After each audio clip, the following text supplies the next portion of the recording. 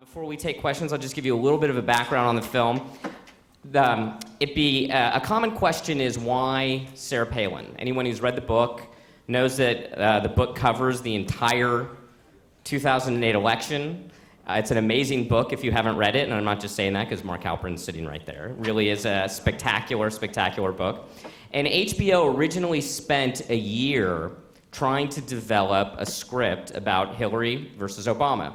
And that was their original intent with the book, because if you've read the book, that's probably 50 to 60% of the book. 80%. Pardon? 80%. Who is that? Who are you? And I was not involved in the project at that time. And for a slew of reasons, of which none I'm actually truly familiar with, because I wasn't a part of the process, they decided not to move forward with that script. And Jay Roach, who was the director of the movie Recount, and he's also a very famous comedy director, directed all the Austin Powers movies, the Meet the Parents movies, was involved and said, why don't we try and do a movie about Sarah Palin, use the Sarah Palin chapter of the book. And HBO said, try it. So Jay Roach called me and said, do you want to write this movie? And I had read the book, and I loved the book. And I thought there was a really great movie in that story. So I literally said yes in the phone call. And that was how I became involved with this project. Mark and John Heilman were intensely involved in the project as well. They read every draft of the scripts and were collaborators and partners on the piece, and extremely helpful. And then the other main question I get is this true? Pretty crazy story, right? Did this happen? What did you guys make stuff up? What did you make up? And when we screened the movie for Steve Schmidt, who's the character Woody Harrelson played, we showed him the film, and he turned to us and he said, "That's what happened." So, and he's come out publicly since the film aired and has said that the film's true, that the film is what he experienced. So, and a few other people have come out publicly that were there and said the film was true. And we stand by the film as a true story, as the story of what happened. When we discussed the film, we never talked about dramatic license. We never talked about, we're making a movie, we can do what we want. No, we say that this is a true story. We say this is what happened. I think that, I don't know if I'll ever write a script based on a true story that's as accurate as this script. Literally, almost every single scene in the movie happened. There's a few scenes that are dramatized. Those scenes are historically insignificant. There are conversations between people that are giving us information that's all true. So it's the film is, we stand by it, is accurate. So that is the majority of my little intro here. I guess we will take questions from anyone who has any questions. Hi, Danny. How are you? Good to see you. Randy Merritt. And based on the fact that you just said now that it is pretty near to being a total true story, give me some speculation on your part. Would McCain have won the election, as others have alleged, had it not been for Sarah Palin? Thank you. I would say no. I don't think that choice was the reason why he lost the election. I think politically, she was a huge boom to him at first. As you saw in the movie, he caught up to Obama after picking her. His fundraising went up. His entire organization had a huge boom from picking her. And I truly think it was the economic crisis and McCain's response to that crisis and how erratic he was. And he was weak on the economy to begin with. And then when it became the primary issue of the campaign, he was in a lot of trouble from that point on. And that was partly why he did that Hail Mary pass of suspending his campaign, going to D.C., and none of that worked out too well for him either. So, no, I personally do not believe that he lost the election because of Sarah Palin. I think the film states that he didn't lose the election because of Sarah Palin, but of course it's a hypothetical. Thank you, Dan. Sure. Okay. I was wondering if you had any feedback, having many people have seen the film, that she still gathers in many places those same crowds, adulation. I don't, well, not going to get into an opinion. I'm just surprised that, after seeing that that there's a huge segment of our population that just doesn't say. Has anybody talked to you since? Have you heard anything?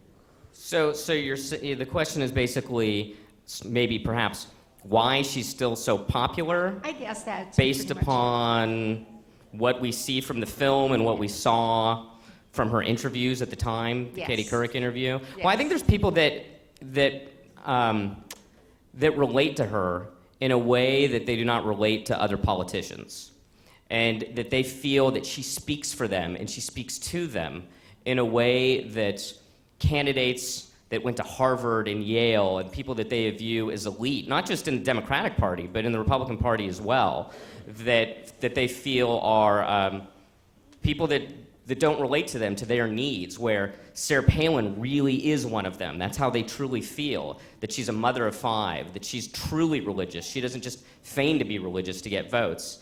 And I also think that there's an element of things that say bother some people in the audience here of her inability to answer certain questions. Well, I think there's a lot of people in this country that can't answer these types of questions. And they see someone like Sarah Palin, and they say, she's like me. And it's meaningful to them. And I don't mean that cynically. I think it's true. I think that they see someone that reflects them, reflects their value system, that they don't feel condescended to, and it's meaningful. I also think with Sarah Palin, she has an ability like George W. Bush and Bill Clinton, where when she talks to you, she makes you feel that you're the only person in the room. And I heard this from person after person. And that she's an extremely captivating figure. She's an extremely charismatic figure, unlike most people in American politics. And she's extremely meaningful to a very specific group of people. And I think these people, they feel victimized by, quote unquote, the liberal media, that the media is always against them, and she's become a spokesperson for that. But I also think that there is a huge anti-establishment streak in these people as well. So it's not just the liberal media, it's also the Republican establishment. It is the disappointment of the Bush years in which he did not cut spending. And so you have someone like this who comes along as not only a firebrand in an anti-liberal way, but in an anti-establishment way that appeals to them, to their very core. It's meaningful. 2 questions. Okay. What is your personal reaction to Sarah Palin, if you have met her? And secondly, the claim or reaction to the movie, has it any distinction along party lines? So, good question. No, I did not meet Governor Palin. I requested, and the director requested, to interview her. And we sent a very long email letter, and she responded immediately. Her lawyer responded within 10 minutes. And it said, I checked, she declines. That was the entire response.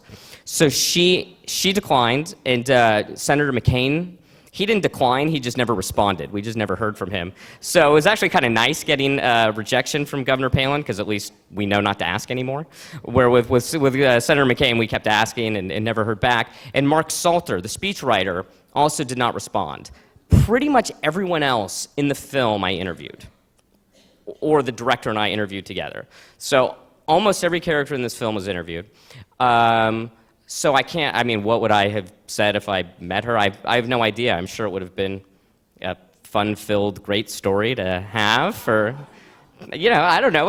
I enjoy all my interviews of people of any party. I just try and get their story and how they feel and what's going on, how they felt about the event. But fortunately, I was able to get that from Governor Palin because she wrote a book called Going Rogue, which was a beat-by-beat account of how she felt about every moment in this campaign. So in some ways, it was better than an interview because I got everything. And there were some great anecdotes I got. Some of them are scenes in the movie. The scene with her and her daughter praying right before the debate, that's from her book. And a few beats, 90% of it, 5% of it's from Game Change. But a few tiny beats are from her book and from the interviews as well. So yeah, I would have loved to have met her. It would have been very, very exciting. So as far as people's response to the film, along party lines, there has not been a Republican backlash to the film.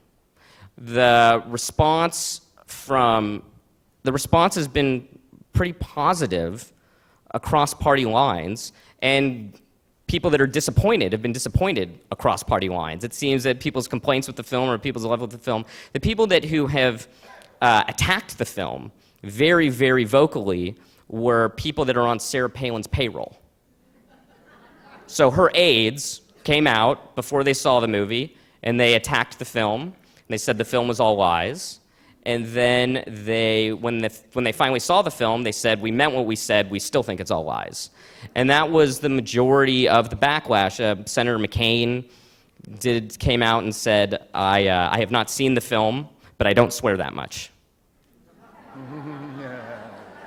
But he didn't see it. And from my interviews, I assure you that the portrayal is accurate.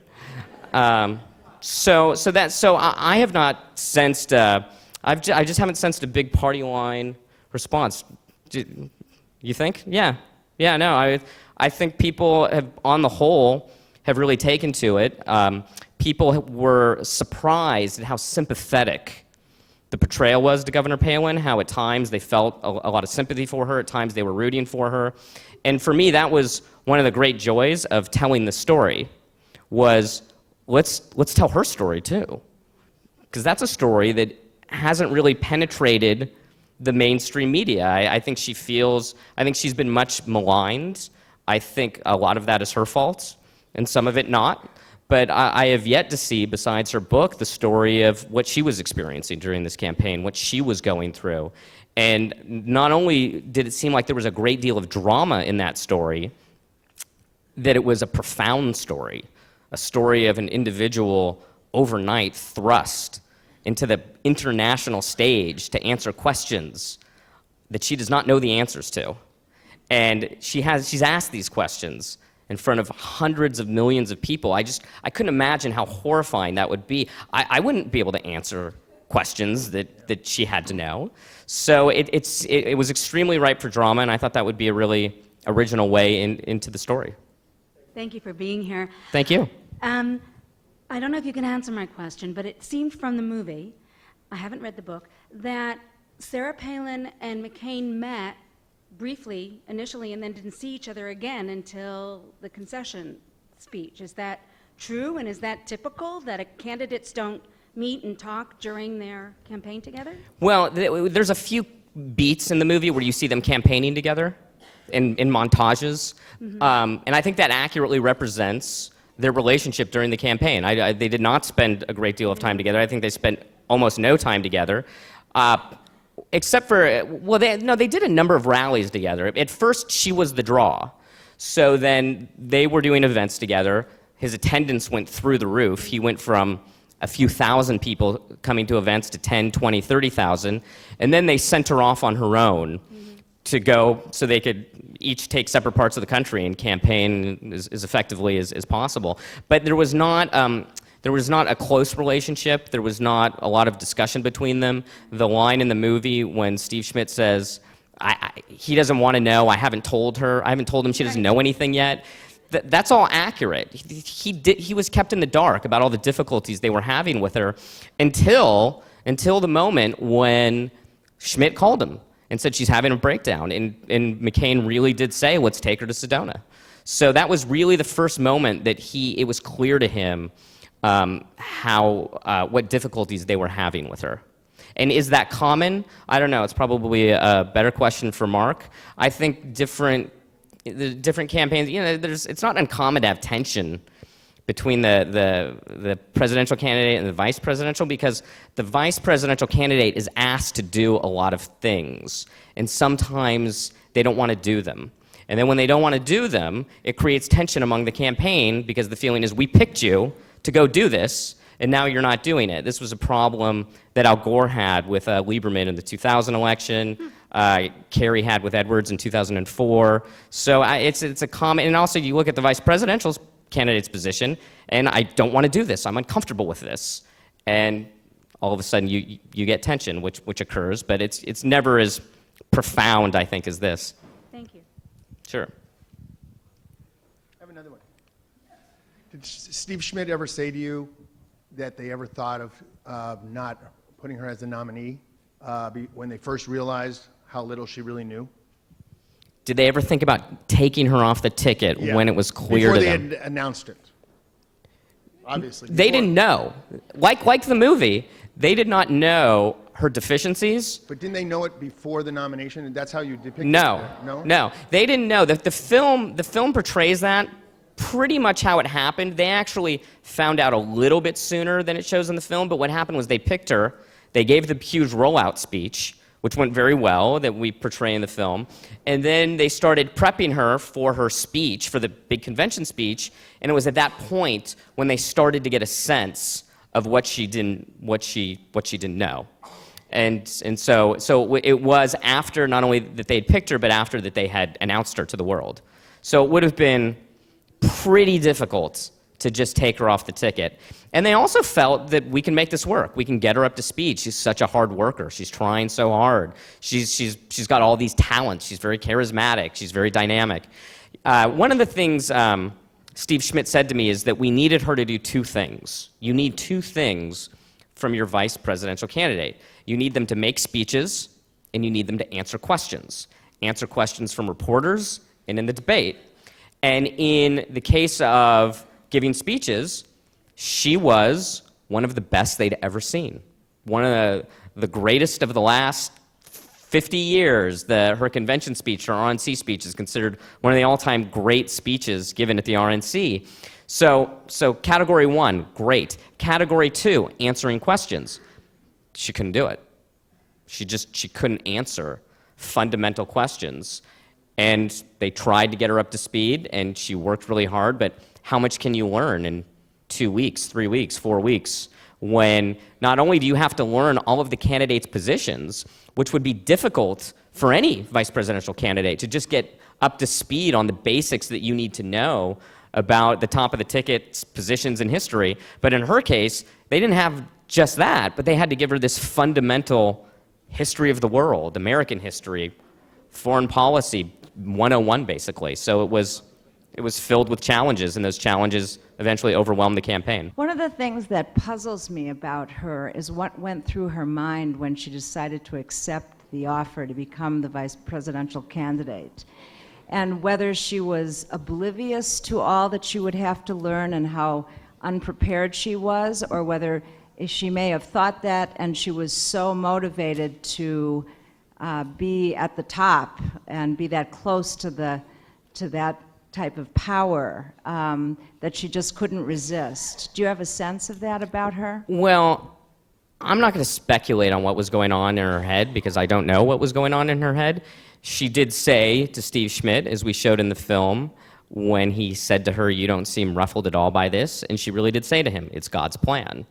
So that is potentially one clue into what she was thinking. And if you look at the success that she had had in Alaska, that she had been a two-term mayor who then ran this insurgent campaign against the incumbent Republican governor and defeated him and became the governor of Alaska, and then 18 months later is asked to be the vice president of the United States, I could see how someone might think that, of going through just this unbelievable journey. I have been told that she does not take to criticism very well, so that perhaps she probably doesn't view herself as unprepared, and that would be, that's the sense I got, is that she does not view herself that way, and that she views herself as probably qualified to be Vice President of the United States. Thank you. So, all right, well, thank you, everyone. Thank you for coming. First of all, welcome, everyone. We're delighted that you're here, and I'm going to get started right away with Sarah Palin, because that's obviously, you can't discuss anything else until the elephant in the room, Republicanly speaking. So, here's my question. I was asking you backstage, a book just came out by Charles Murray that talks about the increasing class divide in America. And the fact that and my guess is everybody who's sitting here shares a very different culture from the people to whom Sarah Palin is a culture hero. And we don't follow stock car races, and we don't eat the food that she eats regularly and the heroes that her. So is it a function of we're just correct that she was unsuited, or is it that we represent a different America than the America that she represents well? Well, there's certainly large elements of the former and of the latter in this. Thanks to the university for inviting me. Great to be here. You all are nice to come out on a Sunday night. There's a huge divide in the country. There's huge polarization. And I meet people all the time on the left and the right who say, I can't believe what the other side has done, this, and this, and this. It's outrageous. The president's a socialist, whatever. And then they say, and why can't he get the country to work better together? Why can't we all just get along?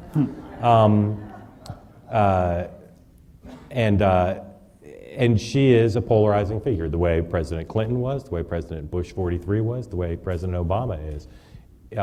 I think that it's fine to critique whether she was ready to be president. It's fine to say you disagree with her on policy. What I think is less good for the country, and I think is less good for an individual, is to have your mind so closed that you can't understand that there are large numbers of Americans in all parts of the country, including Orange County, who love Sarah Palin, and for a lot of the reasons Danny said, they think she speaks to them in a way. Part of it's class, part of it's ideology, part of it, as Danny so rightly said, is anti-establishment. But I think all the challenges the country has right now that are not being met out of Washington, and to some extent out of state capitals like Sacramento, are not being met because there's such polarization. And so it's just a fact. Deal with it. Tens of millions of Americans love Sarah Palin. They think she's great. They love that she's a national leader. And I think if you're a liberal who doesn't like her or think that it's a travesty that she's been elevated like this, you should have some ideological openness, some emotional openness, some intellectual openness to saying, well, there's some reason why people like her. It's good to try to understand that, if only to destroy her. Well, let's since I don't think you're going to achieve any intellectual openness, I'm going to go for emotional openness as a first shot. For me, at least, the moment where I glimpsed most clearly what the tie was when she says to the mother, I want to see what my boy's going to look like when he's older. And she puts her hands on the face of this Down syndrome adult. I can't imagine any other politician that I can think of since Clinton who could have pulled that off and done it. And that I can imagine to that mother that is infinitely more important than if she knows the capital of Azerbaijan.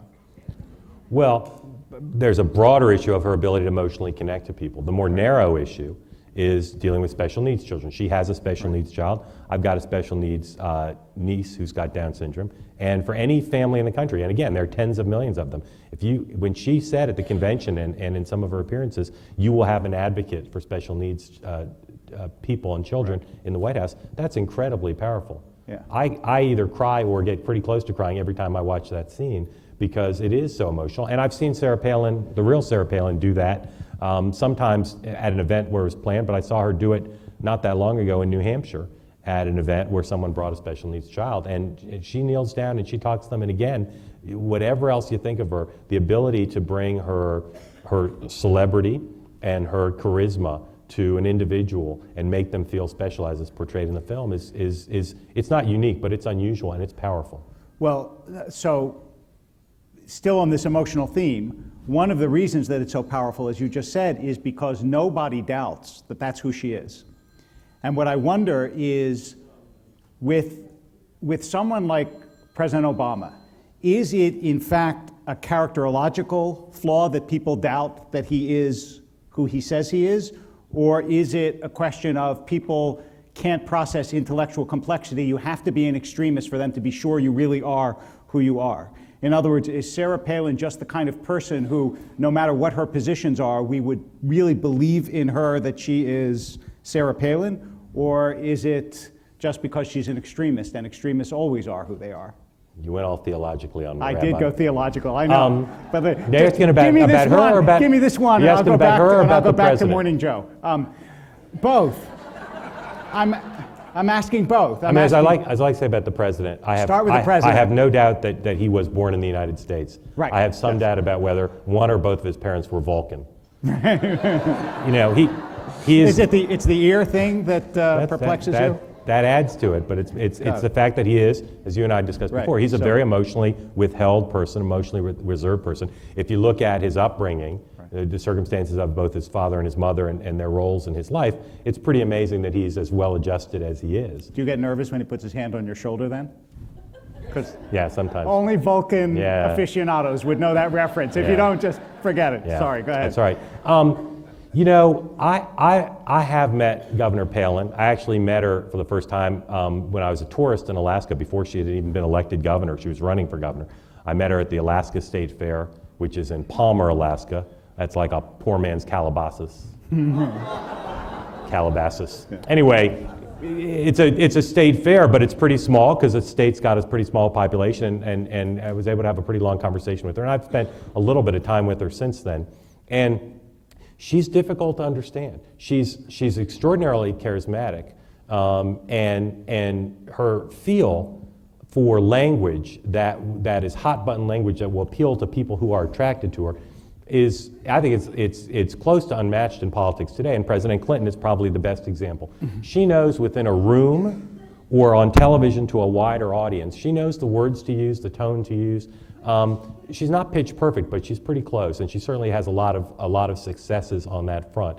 I don't quite understand her on the issue you were raising. I don't quite understand how much of it is theatrical, because for any politician, there's a certain amount of theatrics involved, and how much of it is pure feeling and pure sentiment. I don't have a good sense of that, but it is, again, whatever you think of her policies and her fitness for office, she's clearly understands what is true, which is to be a good political leader, you have to bring some emotion to it, and at least some of it, I'd say a fair amount of it, is genuine.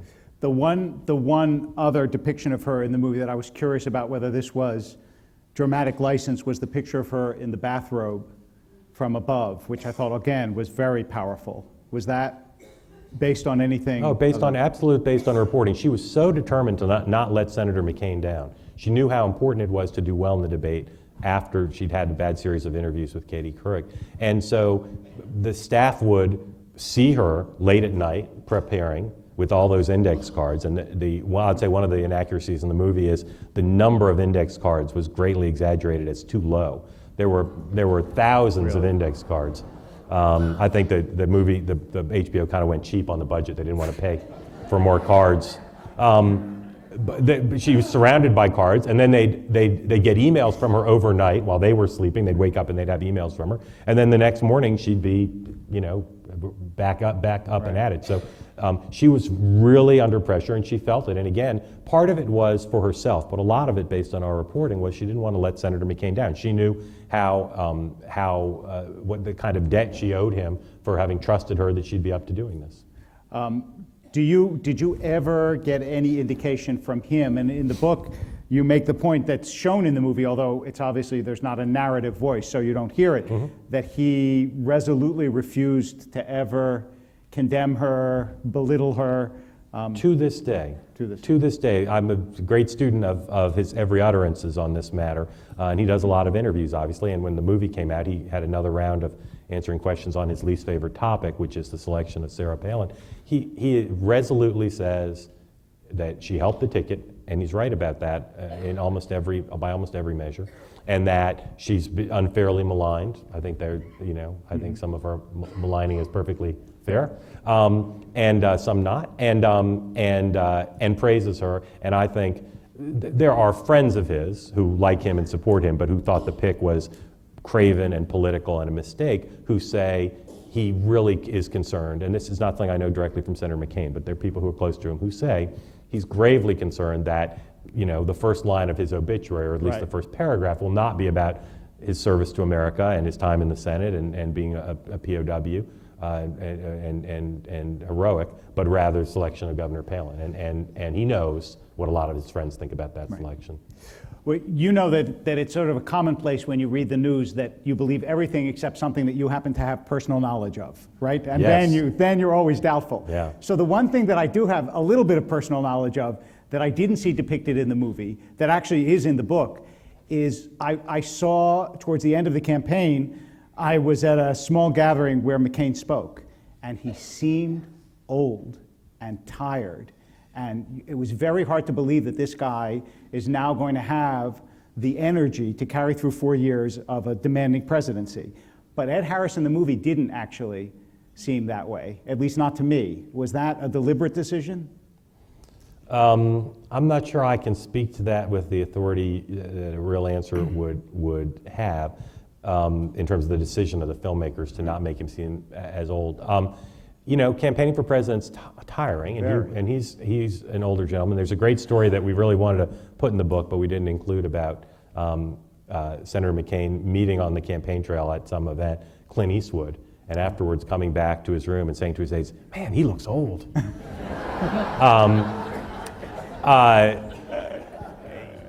He is a very energetic guy, and he still travels around the world as a senator, does a lot of international travel, and every one of his aides, there's a bit of spin in this, but I think largely true. Every one of his aides says they can't keep up with him, that he keeps long hours, and so, I mean, I've seen much younger presidential candidates at the end of a campaign look old.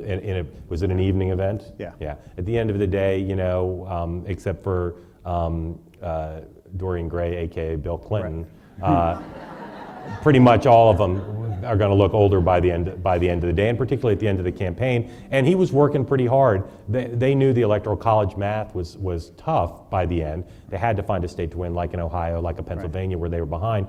And that meant they had to kind of cover a lot of ground. They couldn't just camp out in one place because they needed to find a place that was working, and their polling was telling them there wasn't any combination that worked at that point. Right. So I don't know at what point I get to shift, but I'm going to do it now to the Obama and Clinton part of the book for at least a few minutes. Sure. Because also... We had a mathematician here say it was 90% of the book. Right, exactly, yes. Not 90%. First of all, I had no part in this, obviously, so this is a free advertisement. When people say that a book reads like a novel, it doesn't read like a novel, because a lot of novels are dull, right? Some novels are compelling, but a lot of novels have longeurs and lots of description that you don't want to read. This reads like a thriller, is what it reads like, even though you already know the end, which of course you do, especially now that you've seen the movie. Can I? Sure. First of all, thank you for that. Right. I know you meant to also say that it makes an ideal Mother's Day and Father's Day gift. Right, that's... Exactly. How many of you have read the book? Raise your hand. How many of you read the book? All right, and how many of you haven't read the book? Raise your hand. All right, amazing. You can have a #1 New York Times bestseller where so many of America's most literate and intelligent people haven't read it. Exactly, haven't read it. And I kept telling him, if there's one thing about Los Angeles, we're the people that read, you know. Yeah. Just to entice those of you who haven't read it, I'm going to tell you two things about it. I don't want to say too much because I don't want to give away the ending, but number one, you'll be surprised at the very end, a little twist you won't see coming. Hillary Clinton is made Secretary of State. And the other thing is Norman Bates is his own mother. And you younger people, you can Google that if that means nothing to you. But I'm glad you didn't tell them about the sled. Exactly. That was good. I appreciate your kind words. I'll say I've got a copy here that's been autographed by both authors that I'm going to give out at some point tonight. I'm going to shout out a trivia question. I'm not sure I need to say this to this audience, but don't be shy. Just shout back the answer. The first person who I hear the correct answer from gets the book. I used to shoot Game Change T-shirts out of one of those cannons, but there were liability issues with that. So I will hand the book to somebody, again, without warning. I'm going to ask the question at some point. The book, as I said, autographed by both me and John Heilman, and given the state of the Schwarzenegger-Brown economy, I will be both surprised and disappointed if this isn't on eBay by the end of the night. So you can do with it what you wish. Sorry, go ahead. No. Had to get all those spontaneous jokes out of my system. I want to ask you the same question that was asked to Danny Strong, to the screenwriter, which is, do you think there's any running mate that McCain could have picked that would have... I actually think picking Governor Palin may have been even more successful for him. Part of what you see in the movie and the film is they didn't handle it well. Right. There was a great story about Sarah Palin, and they were aware of this story. Reformer, someone who'd taken on the establishment, someone who'd taken on Washington. She had a lot of liabilities, including a lack of preparation, Right. but also things like the bridge to nowhere, things like some aspects of her background that were going to cause a flap. There's no running mate you can pick who doesn't have some things like that you got to explain, even the most successful picks. And there's no one, no matter how experienced they are, even Dick Cheney, who had so much experience in national life, who doesn't need prep to be ready to do their debate and to do the major interviews. If they'd given her warning, remember, and again, the chronology is not as clear in the movie just because it's a movie as it is in the book, they called her on a Sunday, and by that Friday, she was giving the announcement speech in Ohio. So she had no time to prepare. Right. I think if they had told her a month out, you might be picked, and we're secretly going to send somebody up to work with you, and we're going to do a real vet, and we're going to know about all these landmines, and we're going to talk them through, I think she might have been enough to help them win. The financial crisis made it very hard to win. Yes. I think I think they were right. They needed a game-changing pick. I don't think anybody on their list, with the possible exception of Michael Bloomberg, if he'd been willing to spend $3 billion, that's game-changing money. Right. I don't think there was anybody on their list who would have been enough of a pick to help them. But the top of the ticket is what matters. It's not the running mate. The running mate matters because it's the first decision the country sees the candidate make. They want to see someone make a responsible decision. I think it would have been difficult to convince people Governor Palin was ready to be a heartbeat away from the presidency, but they didn't even try because of the nature of the way they picked her. So that I want to then go back now to the Obama-Clinton question. But first, something that you said earlier that I didn't want to forget was you said polarizing figures like Obama, like Clinton. I don't remember the third. Bush, 3 presidents. So, but that's the point. It's the last 3 presidents. Is it possible these days to have a president who's not a polarizing figure? This is one of the things I think about a lot, as much as anything else, and worry about, because we have big challenges: immigration, energy, deficits, tax reform, a lot of foreign policy issues that cannot be dealt with under the current level of partisanship. We've had 3 straight polarizing presidents, all of whom as candidates put at the center of their campaigns, I'm going to bring the country together. I've got the experience. And if you look at President Clinton and President Bush, they really did, as governors, have experience working across the aisle. President Obama ran against Hillary Clinton, who as a senator was the most bipartisan member of Congress in many ways, and John McCain, who had a history of standing up to his party on issues like immigration and energy and campaign finance. So he said, I'll be better than these 2. Pretty bold claim, and one that both Senator Clinton and then Senator Clinton and Senator McCain thought was ridiculous. He had some record of bipartisanship in Illinois. He has not worked it very hard personally. Any of you working in any business know you cannot get difficult things done in any business if you don't have trust and a feeling of shared mission with the people you're doing business with. He doesn't have that with the Republicans, and while it was clear from the beginning that they didn't want to work with him, he's not reached out to them as much as he could have. He also chose to do his very first big thing, the stimulus law, in a partisan way, and dared Republicans to vote against it, and they did. So there's blame to go around on both sides. For me, the buck stops with the president. President Clinton was probably, of the 3 of them, the most bipartisan in terms of getting stuff done, but he left office and in office was an extraordinarily polarizing figure. If those 3 guys couldn't do it, I do despair that anybody can. Right. I do think there's almost nothing that's happened in the last 10 years where you'd say we're closer to that. In fact, it's just the opposite. But we must do it, and I think either, if you ask me who's got a better chance to do it, a re-elected Barack Obama or an elected Mitt Romney, it's a close call. It sort of depends on what happens with Congress. But I think whichever one of them is in office in January will have to make another run at it. And I think they will use their honeymoon period on that. At least I hope they do, because I think, again, there are people in this room who probably, if you've heard me say this on television, say, "What? Who cares? You can't work the Republicans. They don't want to work with the Democrat." A lot of them don't, but they must be forced to do it. There's a few times during this president's time in office when the parties have worked together. Not very many, but there was a threat of a government shutdown. They needed a budget deal, and they got one. And the lesson from that for me is something I call the Pelosi-Bachmann rule. The budget was seen by Nancy Pelosi from San Francisco as too far to the right, so she voted against it. Michelle Bachmann, Congresswoman from Minnesota, very conservative, voted against it. She thought it was too far to the left. It passed because there were enough votes in the center. So my Pelosi-Bachmann rule is any piece of legislation, no matter what president proposes it, that Nancy Pelosi and Michelle Bachmann are both opposed to, will pass and should pass. And And so it's pretty simple. The next president, you just go to Nancy Pelosi and say, what do you think of this? She says, this is horrible. Go to Michelle Bachmann. She says, it's horrible. It's going to pass. And that kind of compromise can bring the country together. It's hard to do because there isn't a lot of, it takes a lot of risk to do something Nancy Pelosi with a large following on the left and Michelle Bachmann with a following on the right. But that's what's going to happen. And again, I think both whoever the next president is or whoever's elected president will have a chance to do it. But you got to be worried and discouraged, even if you're an optimist, that President Obama he's achieved a lot of his campaign promises. The one where he said, we'll solve the nation's major problems by bringing the parties together. He's failed on that abjectly. I do want to return to the current election, and I'm I'm trying to think of what kind of sorts of proposals both Pelosi and Bachmann would dislike. I think, by the way, my guess is Newt Gingrich could probably generate more proposals that both of them hate than almost anyone else. Doesn't mean they should be passed, but I want to first finish with what is a large part of the book, which is the race between Obama and Hillary Clinton. What was the overplus? Was it that Obama was, as McCain says in his ad, was too much of a star it was too much of an extraordinary, unusual, unexpected event to have an African American who was a plausible candidate for president? You mean what allowed him to win? What allowed him to win? Yeah. You know, there's a lot of ways to look at it, and some of them are mechanical. The Clinton people were overconfident and fractious and disorganized and failed to understand the rules of how you got delegates.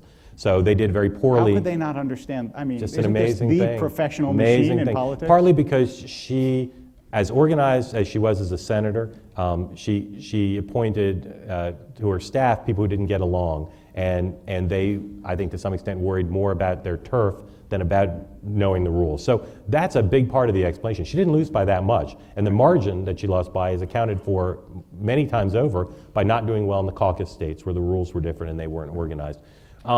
But I'd say on a broader, more thematic thing, one of the current president's campaign aides, who also worked in the White House, said to me at one point, when we were talking about early on, we were talking about how formidable Hillary Clinton would be as a candidate, he said, in referring to our recent past and projecting forward, Bush, Clinton, that never will sound like change. Right. And it was an appetite for change. So he, on Iraq in particular, but also in running against the Clintons, and very adroitly tapping into the anti-Clinton sentiment, he was able to basically say to the party, if you want change, and then to the country, if you want change, you cannot go back to another Clinton. Do you think, this is a ridiculous question, and you probably can't answer it anyway, but I'll ask. Do you think we would be better off had we elected Clinton instead of Obama? I'll go. You don't have to. You feel free. Feel free to do what the GSA people do. I'll say this: he has achieved a lot of his campaign promises. Yes. So I think that is in some ways the ultimate measure of is a president successful or not. I think again, whether you think the policies are a good idea or not, whether you think the promises were a good idea to promise things, I think we should all want our presidents who get elected, and the president got elected pretty overwhelmingly, to do what they say they were going to do. And he's done that very conscientiously on a lot of big issues. I think she would have been a more bipartisan figure. I think she would have, just if you look at her history, she would have spent more time reaching out to Republicans. And while it is possible, as the president has shown, to do some things in a partisan way, I think doing health care in a partisan way was a huge mistake, and I don't think Hillary Clinton would have done that. So there are ways in which she would have been... Well, not again, anyway. Exactly. Yeah, right. She tried to do health care in a bipartisan way when they were in the White House. So there are things I think she would have done better, but again, by most measures, I think he's achieved promises, and that's the biggest thing. One of the things that would be interesting to hear you talk about that you get from the book is, if you read and it is the first, probably 60% of the book. I would say the first 60% is the Obama-Clinton run against each other, and Edwards starting off as a figure and then becoming a sort of serial comic figure. Towards the end, it's true, and it's not. But anyway, if you ask yourself who has the character to be more presidential, the sense is that Obama does, because he never seems to collapse in on himself. He never seems to panic. Right. He never seems... Well, one of the things that he did quite self-consciously was recognize that because he'd never run anything, he'd never been a CEO or a governor, and he hadn't been a senator for that long, was that he needed to prove to people that he could run something. And so his campaign was extraordinarily well run, and just in that execution, people saw that he could do that. In the general election, in dealing with the financial crisis, people got a sense that he was someone who could handle a crisis and manage a lot of information and a lot of complex relationships. And again, Hillary Clinton as a senator was not only very bipartisan, but her office was famous for being very well run, very well organized, very tight-knit, leak-proof. And for whatever reason, when she shifted from that to running, it was just the opposite, and people saw that contrast, and voters key off that. Voters today are so sophisticated because there's so much coverage on internet and cable, and they see, and they saw in her someone who, as it turned out, and this is true to this day, she's a much more skilled government figure than she is a political figure. Well, how much of this is a result of the psychic burden of being married to Bill Clinton?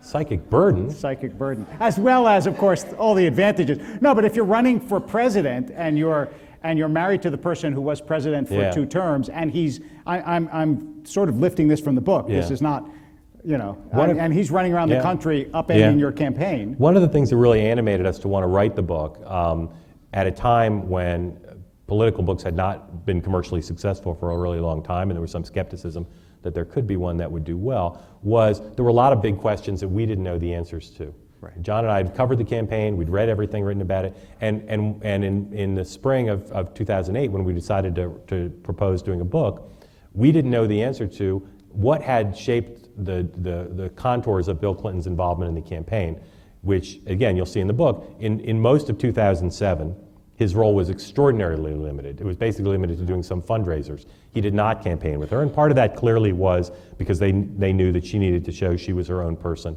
that she could win this in her own right. His role towards the end of the year became much bigger, both publicly and privately. Right.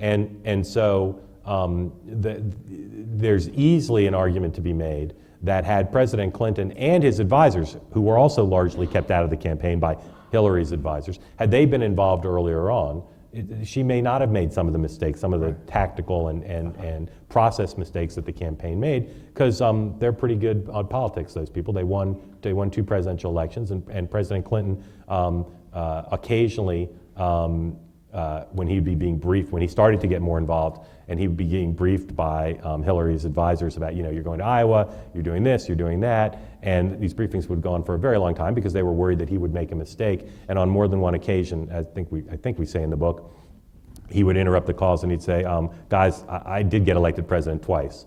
Like, I sort of know what I'm doing here, so you don't need to tell me every little thing about how to campaign in Iowa. What did they think of the Palin pick? The Democrats? Yeah. Most of them thought it was a huge mistake and saw clearly that while it might have some short-term benefit, that over time you don't get rewarded for doing something political when you're picking a running mate. You get rewarded when you pick someone who's very solid and the country and the media believe is qualified. There were a few people in the Democratic world, not close to the president, but there were a few people in the Democratic world who were worried, and one said, this is the female, they found the female Obama, that she was going to be a charismatic figure of change. But they were never worried that it would cost them the race.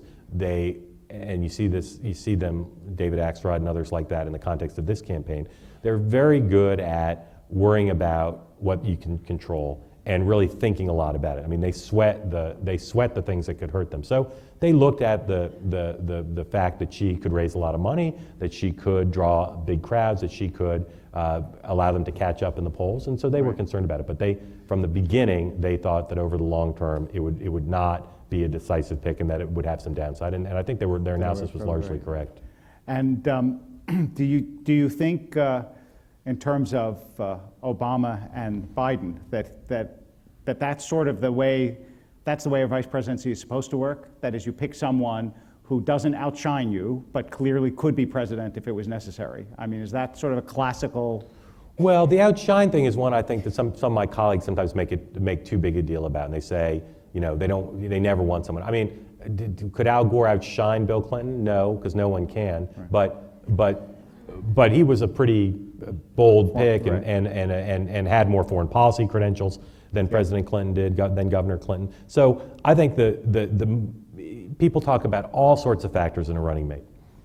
Helping you win a state, helping you win a demographic, fundraising, attack dog abilities.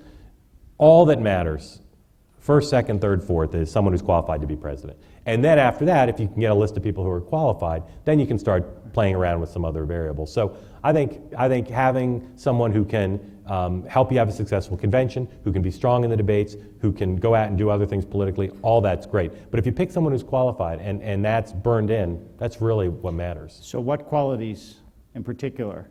You're looking for Mark Halperin's running mate. What qualities do you look for that tell you whether somebody is capable of being president? Well, a lot of it's resume. Do they have international experience? They have national security experience? Have they run something? Do they have a knowledge of world and international affairs? A lot of it is the optics of it. Do they stand up there? Can they perform at the convention and in the debate and interviews? And people can imagine them being in the Oval Office. Some of it is even more superficial optics of what does their family look like? How do they comport themselves just in general? Their personal style. Is it like previous vice presidents in some way? And then I think the campaign staff has to engage in some myth making to tell all the story of all of that stuff in a way where it's just sort of the natural conclusion. If you look at the recent past, you'd probably put Dan Quayle and John Edwards in the Palin category of people who were clearly chosen in large part for craven political reasons because they needed a game-changing pick or they wanted to send a certain visual message. But for the most part, I think we've seen responsible picks. Biden, Cheney, Lieberman, Gore. Again, whatever you think about their policies, almost no one, reacted to those picks by saying, well, that's ridiculous. That person shouldn't be a heartbeat away from the presidency. There was actually, in this morning's, I don't know, some of you probably know, either the LA or the New York Times, there was an article about showing people just faces of people and identifying them as Republicans or Democrats and then polling and seeing whether they would vote for this person or not, and basically how persuasive, you said optics are, how somebody looks, and how overwhelmingly that influences us to a degree that we're not at all aware of. And I'm just thinking if that's true, then it's not surprising, for example, that Romney won the nomination. And that maybe our reasons for why this person actually is more qualified come second to our initial reaction that, gee, that guy looks presidential. Right. Well, I'd say two things about that. First of all, I put in my mind's eye the visual images of the first 43 presidents. President Obama doesn't look exactly like them. Well, so but actually, I was thinking about that, but who was he running against? He was running against somebody who actually didn't look, he had optical problems. Yeah, in he a did, way, although by biography, he was more like previous presidents. Right. And the other thing I say, and this is not an original line, but people have said, if Sarah Palin looked like Golda Meir, he would not have been put on the ticket. That's probably true.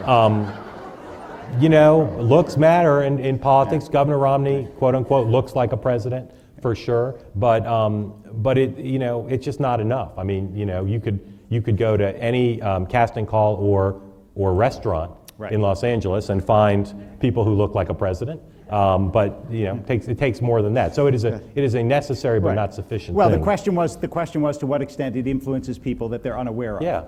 There's no question. There's no question, and there are plenty of exceptions to it. But like with most jobs that involve a public component, doesn't hurt to be purdy. You heard it here first. Yeah. So let's now go the only other thing I want to ask is, do you, in terms of Obama's charisma, and you saw the extraordinary response that he got all across the country, all through his campaign, do you think that, how significantly do you think that's diminished over 4 years? Well, I think that if you look at if you track the president's job approval rating from the time he's been in office, basically was locked in the mid-40s for a while. There's a few surveys during some of the tougher times when it was down in the low 40s, occasionally in the high 30s, but really he's been in the low to mid 40s up until recently, where he's now back up to 50s. So one thing you can say about his ability to excite people and have them approve of his performance during very tough economic times. You can imagine, given the unemployment rate and some of the other hardships in housing, his approval rating could have been down in the 30s, low 30s. So he's got a floor on his support, but he's also got a ceiling. Because even now, again, he's never gone much above 50 and just above 50, with one exception, which is when Osama bin Laden was killed. And I thought after that, boy, this is his chance to have a dramatic thing to unite the country. His approval rating went up into the 60s very briefly and then came right back down. And I was disappointed as an American. You look at President Bush 41 after the Gulf War, his approval rating went up in the 90s, and he was able to use that moment to pass some things across the aisle. His son, in the way he handled the aftermath of 9/11, his approval rating went up in the 70s, and he was able to get some stuff done. President Obama, low to mid 60s, and right back down. And I asked myself after that, what could he do? What could he possibly do bigger than getting Osama bin Laden, something so emotional, so long in the national interest, bring the country together in a higher way and higher percentage and get more done? The only thing I came up with is if he successfully repelled the Martian invasion.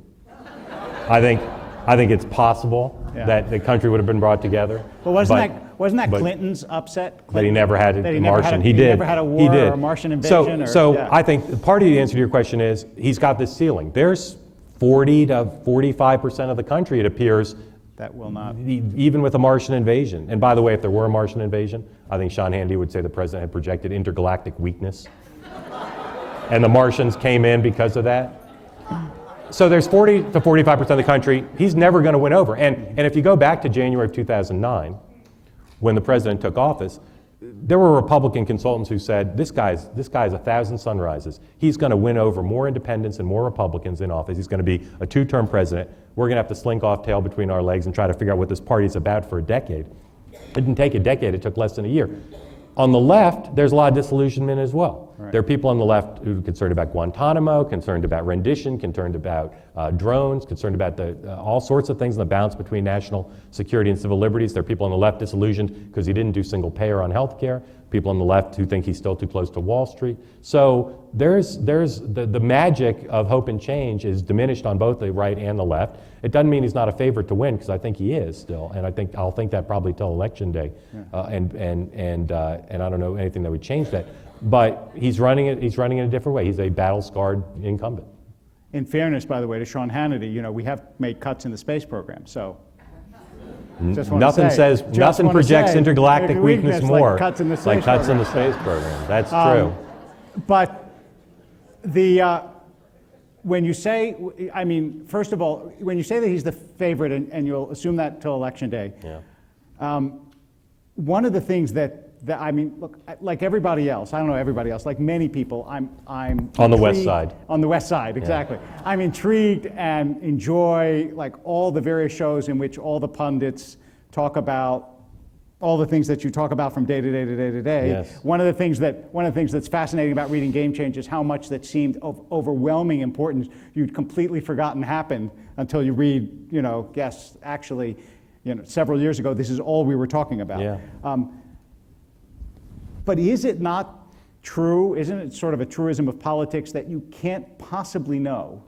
I mean, you say that till Election Day, but tomorrow something could happen that would be phenomenally game-changing. And so, to what extent is it really, even though we follow it day by day, to what extent is there any reliable information to be given now about what's going to happen in November? Right, well, that's true. I follow the advice of the political philosopher Yogi Berra. Said prediction is difficult, especially about the future. Yes. There will be ups and downs, and there will be days when it appears the president might lose, I think. I just think he is an incumbent. We almost never fire our incumbent presidents unless we've made a pretty broad decision as a nation. This person's not the right person for the job. I think if you look at the floor of support the president has, if you look at the Electoral College, and the number of states Mitt Romney needs to win where the president won by close to double digits. Right. It's just tough for him to do this. And his political skills, while underrated, and his likability, while underrated, are nowhere near the president's, nowhere near. And in the television age, the taller and more likable candidate has won every race. If you want to debate likability between Gerald Ford and Jimmy Carter, you're gonna have to give me a martini first, because that's complicated. But I think beating an incumbent is hard. In the past, when we've had incumbents run, they've either lost or they've won by a bigger margin than they did the previous time. The president, I think the most likely outcome by far is the president wins by a smaller margin. So again, it's going to be close, but I just think the fundamentals of candidate skill and electability and electoral college favor the president. So let's move it to the president. You're welcome to applaud the president winning. Go ahead. How many of you actually could ever imagine yourselves not voting for Obama in this election? How many either will vote for Mitt Romney or could imagine voting for Mitt Romney? All right. Now let's talk about what we were talking about before. How many of you think that the president is either slightly or more than slightly hostile to Israel? How many of you think that the president is either slightly or more than slightly hostile to Israel? Let's see hands again. There you go. So, would you care to speak to that, or you would not? Want to go back to a space invasion? Yeah. You got it. The prism I use because I take seriously the view of many Americans, including many American Jews, that the president is hostile or slightly hostile to Israel. The prism I use is, does he do things that if President Clinton did them, people would have objected to or felt unease about? And I don't see very many things like that. He's made some mistakes, some of which have been acknowledged by the White House. I think that if you're worried about the administration's policies towards Israel, the main thing to look at, besides, again, my Clinton test, is who his Secretary of State is, who his Vice President is, who his Secretary of Defense was in the beginning of the administration and now. Those are people who have been lifelong, ardent supporters of Israel and hyper concerned about Israel's security. So I think, like I said, they've made some mistakes, but if you apply my Clinton test to it, I don't quite see where the concern comes from. So not suggesting that Israel would be that, but if you're advising Romney, is the only wedge issue the economy? And does he have any other angle of attack that looks like it might work? Israel's security is a niche issue in the sense that there's a way to talk about that and tap into some of the unhappiness in some states, and in terms of fundraising, that's a big thing. I think that the frame that is Governor Romney's strongest and the one that they think is the strongest relates to the economy. It's slightly broader. It goes like this: the president's a nice man, has a nice family, he means well, but he's not up to the job. Right. And not up to the job, first and foremost, given what the public cares about, is about jobs, housing, the economy generally, but also, again, in sort of a niche argument, it's about relations with Congress, and it's about management of the Middle East process.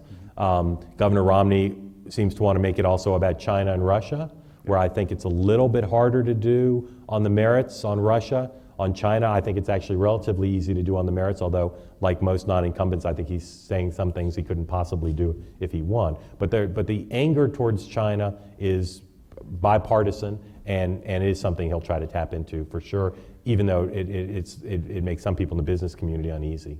Now, you're in the process, as we heard, of writing a book about this campaign. And while we can't possibly know how entertaining or unexpected the Romney-Obama part of it was, the Republican primaries were a blast. Yes. I think everybody, I mean, really, I gotta say, if you enjoy politics, it was the best show. First of all, I think how do I ask this question in a bipartisan fashion? Because there was an incumbent, there were no candidates on the Democratic side this year that when you looked at them, you said, nobody could possibly think that this person could be president. Right. There were such candidates on the Republican side, without identifying who they might be. What is it in either crowd psychology or human psychology that allows people to look at someone who manifestly could never be president of the United States and think for a brief moment, even though later they'll say, oh my God, what was I thinking? Right. This person could be president of the United States. Right. Excellent question. Let's give away the book before I answer. All right, remember the rules. Here's the question. First person I hear, shout back the correct answer. Don't raise your hand. Here we go. Vice President Biden's middle name.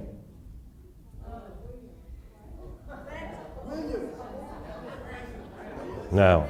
All right, apparently no one's going to get that one. Now, I don't want to bog down this whole thing, so I'll just tell you right now what the third question is going to be, if nobody gets the second one. The third question is spell Obama. So be ready for that, but I'm hoping somebody gets the second question because I don't like to get to the third one. All right, ready for the next question. Who was the last major party presidential candidate to, in the general election, lose his home state? Right there. All right. Excellent. Right there. First Whoever person said I Gore heard. first, yep. Yeah. Yeah, that's correct.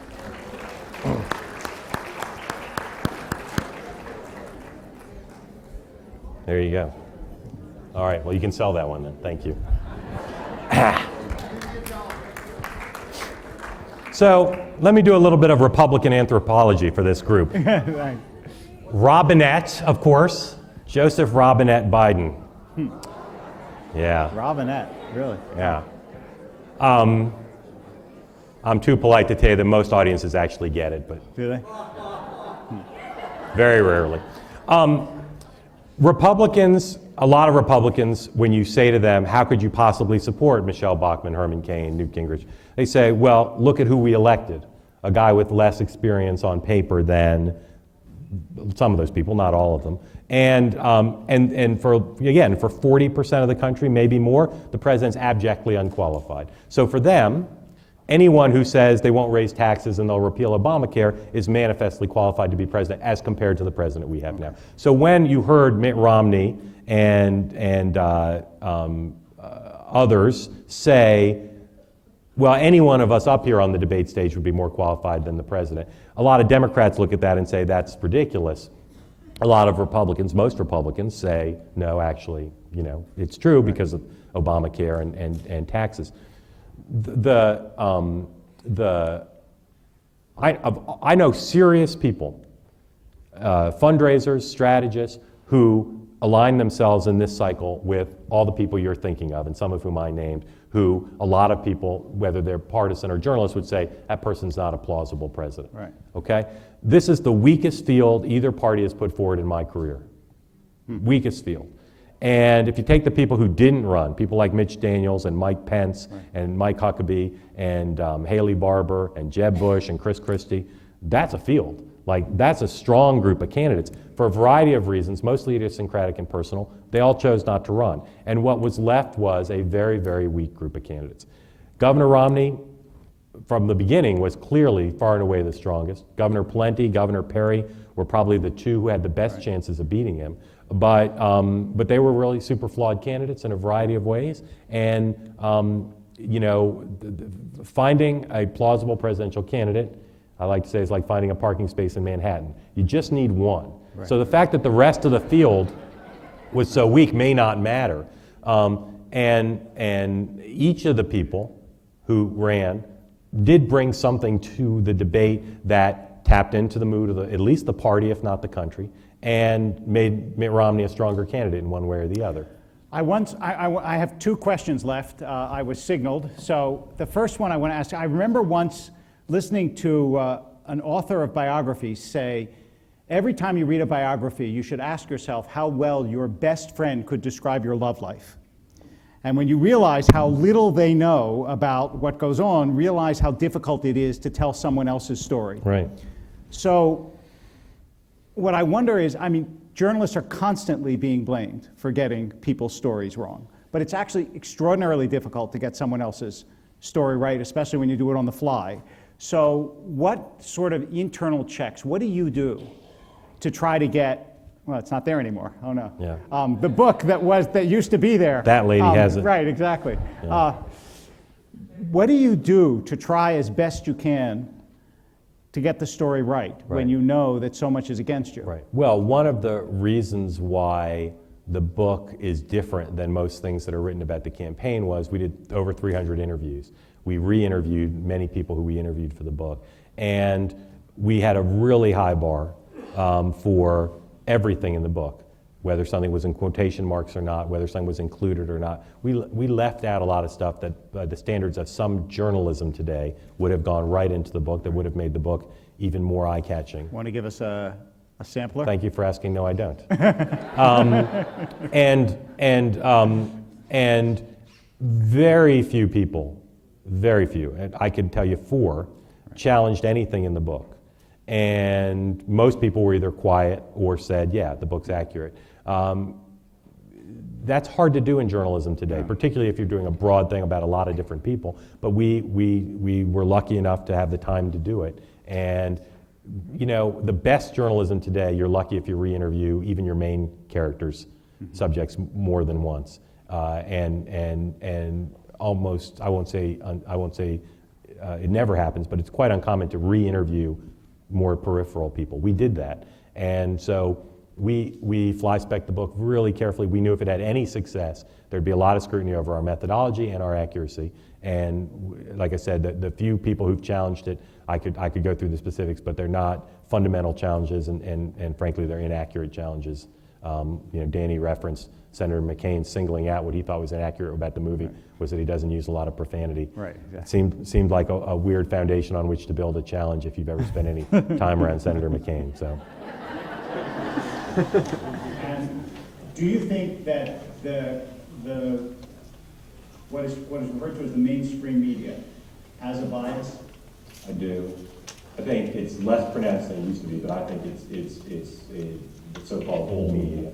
The conservatives don't really like calling it mainstream, and I think that's right because they think it's not in the mainstream. But I think there is and has been a liberal bias in the old media for a long time, and even if you don't believe that, you need to know, go back to the way we started, tens of millions of Americans have thought for generations that there's liberal bias in the media. So if you're someone who wants to understand people on the other side of the divide in the other tribe, know that that's what they think. Know that they look at CBS, ABC, and NBC, and they see 3, you know, liberal socialist organizations.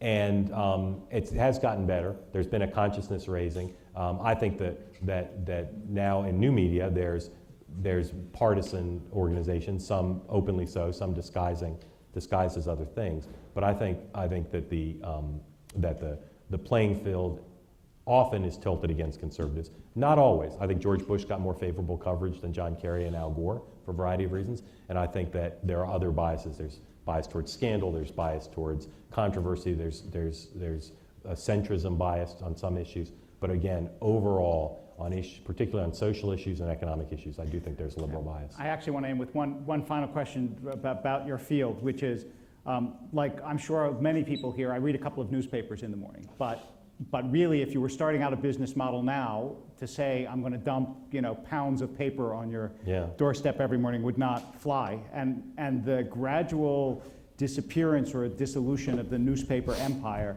is going to change the way we see the news. How would you say? I mean, what is already changing? Well, I mean, distribution is changing to an electronic model, but I'll say a couple things about that. First of all, content is king. If you have good content, whether it's news, entertainment, sports, gambling, pornography, anything high quality, people are gonna want. Religion? Sure. Okay. Great market. Great market for that. Thank you. It's just you went pornography. I own a lot of shares in BeliefNet. There you go. So I think that's been true throughout human history. If you've got good stories to tell, people are going to pay money for that. I think, 2, we are, as an industry, 5 years, 10 years ago, if you were running the New York Times or NBC News, you spent most of your day figuring out how are we going to survive? What's our economic model going to be? Those things have started to be worked out. There are different models, electronic models, that work. And I think if you've got good content and competent managers and you're willing to take digital risks, I think that's going to be good as well. The guy who used to be the head of Time Warner, the company I work for now, Dick Parsons, says because of the 3 Bs, we're still going to want hard copy for the foreseeable future. Beach, bedroom, bathroom. Now, as someone who has an iPad in my bathroom, you've left us with a beautiful thought. Yeah, I mean, there's still in the short term going to be a demand for those things, and if you look at a lot of publications, old media publications, they still make most of their revenue, the vast majority of their revenue, from their old traditional hard dead tree publications. So they're going to be around for a while, and I think the 3 Bs notwithstanding, we're going to digital, but it's going to be a while before we fully get there. Thank you so much, and thank you. Thank you. Thank you.